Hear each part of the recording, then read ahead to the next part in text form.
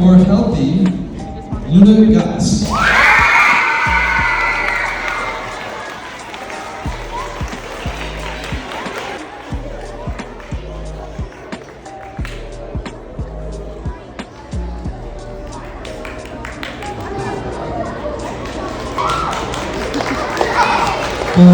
ownership.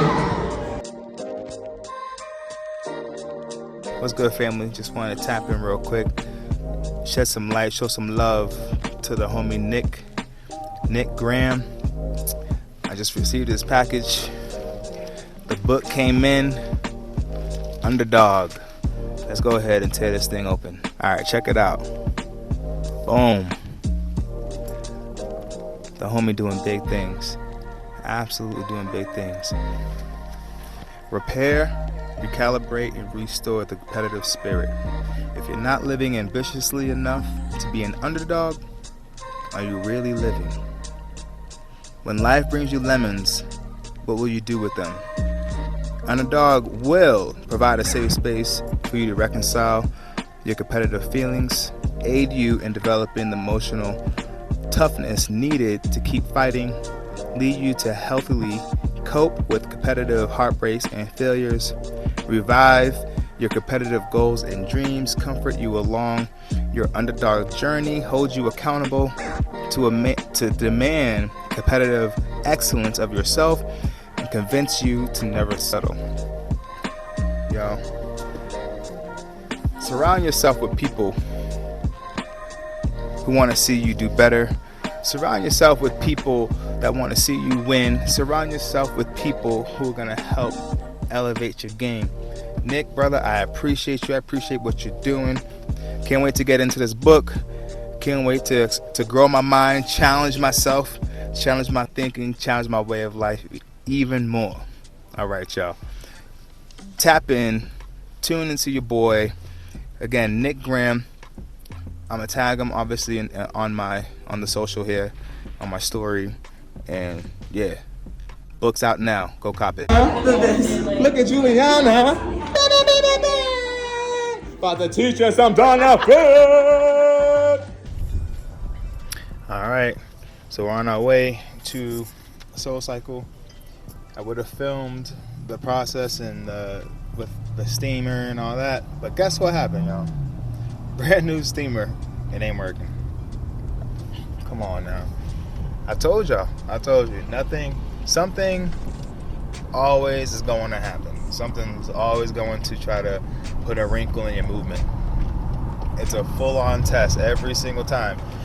And it's all about your prep. As long as you know that's going to happen, it changes the whole vibe. Because you're prepared. But anyway, because of all that, and then just prepping everything on my tight window, I was like, let's just not film. Let's just prioritize what's really important. Not that y'all aren't important, but you know, I gotta get my stuff out. I gotta get my product out to y'all.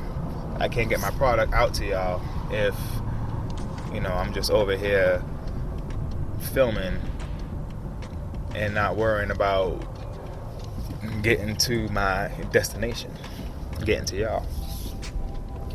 But yeah, we're on our way, and I'm very excited about it because it's a new territory, if you will. It's my first time doing a pop-up at Soul Cycle. I typically have done my pop-ups at Cycle Bar Climber.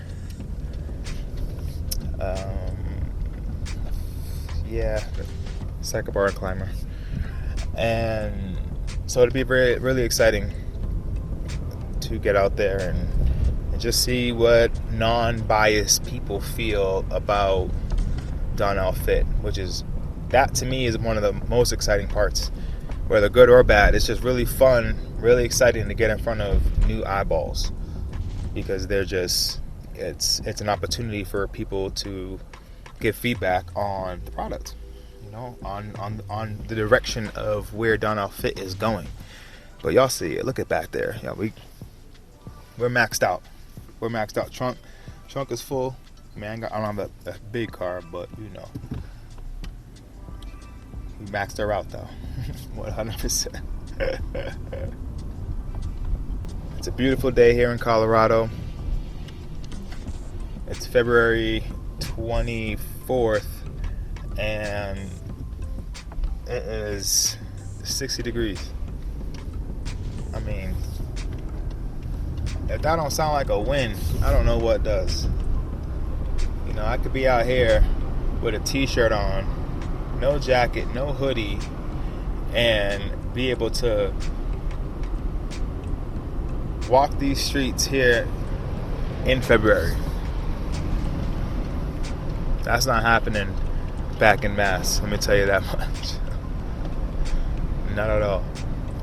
I lived in California for about 2 years, two and a half years. And, you know, when I first moved out there, I was out in LA, living in Los Feliz, off Hollywood Boulevard. And then I moved to Long Beach, which is amazing. I love Long Beach. When I first moved to California, it was for acting, pursuing the dream. And I didn't really like it, you know. I thought I had one view of Hollywood, and it was not that. It was gross. If you live there, I'm sorry. It was gross. It wasn't really Tinseltown, if you will. You know, my expectations were really high, I guess. But anyway, when I got to Long Beach, I didn't have any expectations because I didn't intend to move there. I never visited there. To be honest with you, I was just like most people who don't know about Long Beach, and I was just thinking about Snoop. But when I got there, man, I saw the Art District on 4th, walking that. The Art District it's a fun walk, and I love walking.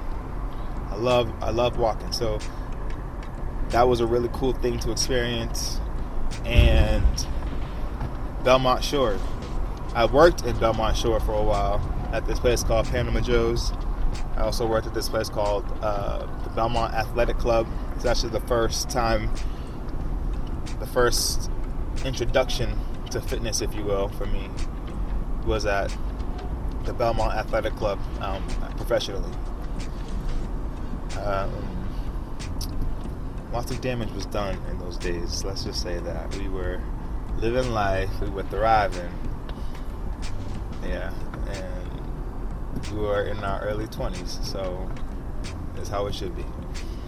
You know, my point of bringing up California is I blame Tony, because Tony said it never rains in Southern California. I don't know if it was due to the irony of the song or something. I never actually really paid attention to the full-on lyrics like that, except for it never rains in Southern California. And I also thought it said it never rains in sunny California. Either way, I was prepared for it not to be gloomy and rainy. And man, that's about the average. And I was living in Southern California, borderline spending my time in Orange County. So, you know, I definitely was experiencing that beach life, and I know it could tend to be a little bit more gloomier when it comes to that beach life, but Colorado's where it's at. Let me just tell you that. Boston, you already know you're my first love, but due to that humidity, that cold bites a little bit too much. Due to that humidity, when it's hot, that heat grabs me a little bit too much, and I'm a sweater, y'all. I'll sweat. I'm probably sweating right now if I really just do a quick check. You know, I'm a sweaty human being, so that never really works for me, put it that way. All right, we're at the pull up to Soul Cycle and unload the car. Like I said, I'm a one-man show, so pray for your boy. All right, y'all. I'll see y'all in a little bit. All right, guys, we're here at Soul. Check it out.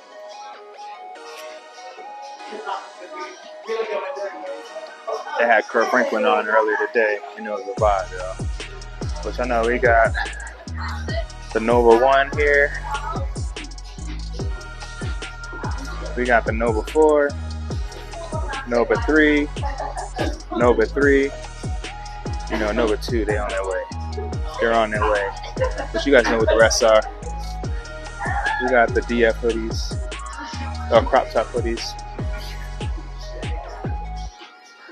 DF crop top hoodies. And then, as you know, we only got the largest left in the RUDF set.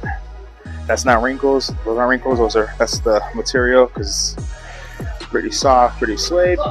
And then obviously we got our Denver City Series hoodie. Doing big things, y'all. I know it's really nasty. So that was like during the MLK Live. It was like, I was like, we cannot go into Dr. King's speech. Yeah, Is it yours? Oh, I love it. Wait, why was that? It's alright. I look like a theater teacher. I'm sure she'll be happy. Yes.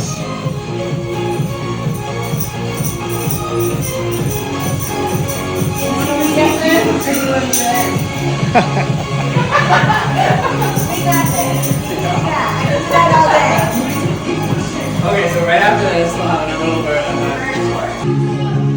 you're gonna like sorry. Yes. I don't know if you want to open the door then. Shut it. He's gonna come in and record it. I'm gonna record. Are you saying? Yeah, you go in first. I'll come behind you. I wish I had like bottles, Oh yeah, the sparklers. Yeah. Yes. Bottle service box.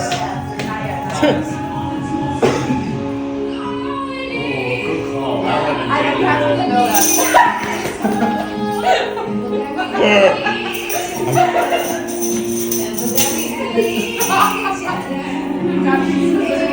That's funny.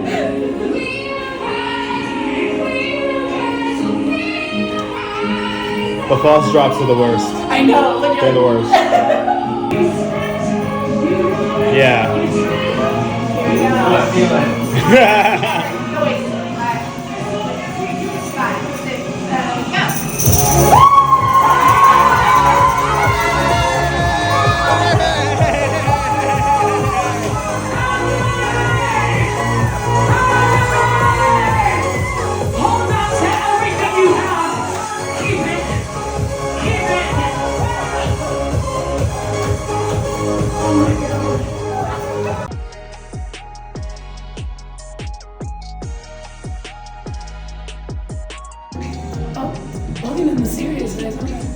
You got no response. He just keeps it there when he's Alright, and we're done. Pop-up was a huge success. Beyond thankful for that Soul Cycle community. I've been there once before, and it's very, very welcoming studio. I'll give them that. Very welcoming studio. You can tell brand-wise why they're where they're at. All right, y'all. We're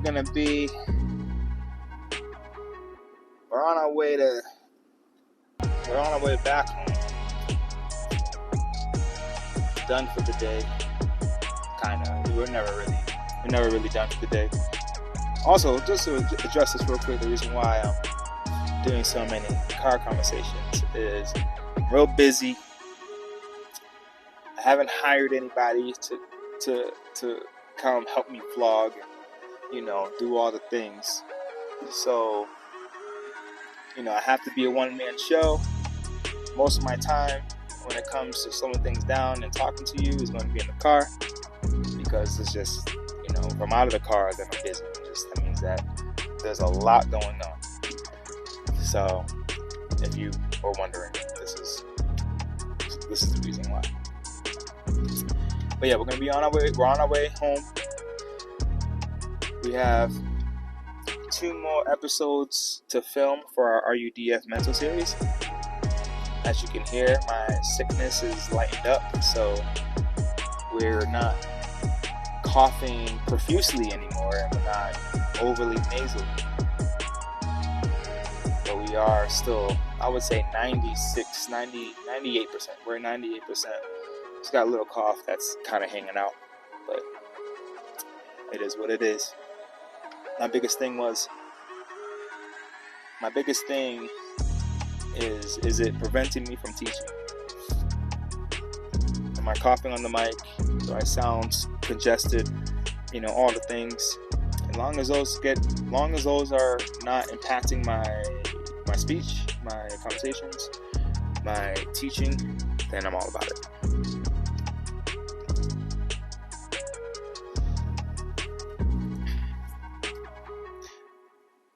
And it's time to replenish, so this is where things get tough, because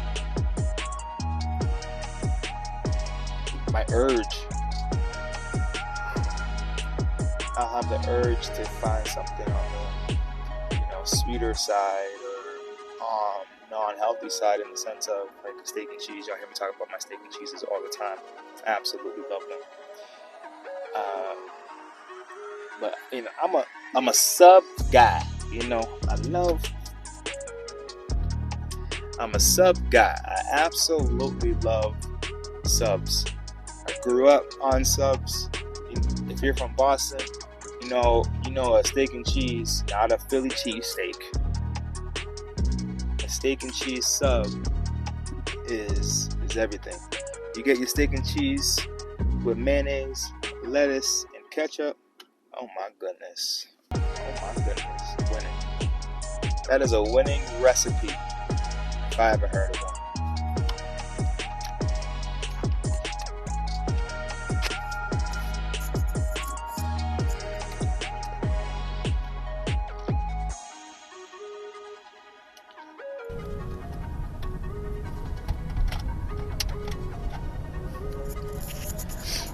Hopefully the sound wasn't bad that whole time. I had it on